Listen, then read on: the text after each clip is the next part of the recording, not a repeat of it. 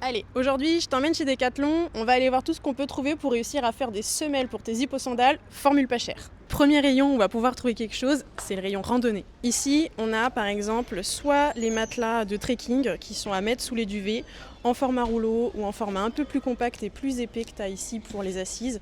Et là, tu peux facilement découper la forme de ton sabot. Pour une semelle d'hippo-sandales, c'est top. Et on en a un matelas en mousse ici, pas très dense, qui est déjà à 8 €. Et pour quelque chose d'un peu plus épais, on est sur 18 €.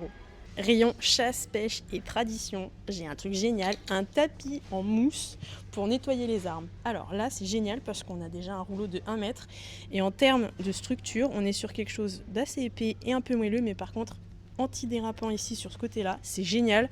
On peut découper pas mal de semelles là-dedans pour un total de 20 €. Génial.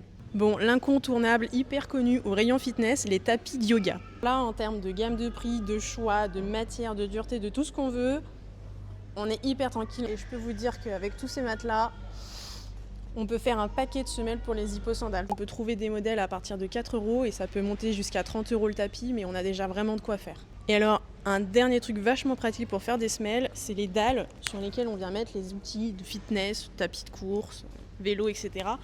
Et généralement, c'est par pack de 4. On en trouve chez Decat, mais pas que. Et là, on peut faire pas mal de patrons de semelles d'hippo-sandales ici. C'est assez épais et en même temps, ça amortit pas mal. Et pour un total de 15 €, c'est plutôt cool.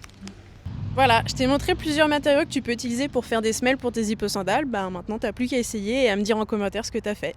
Et toi, c'est quoi tes astuces de rat ?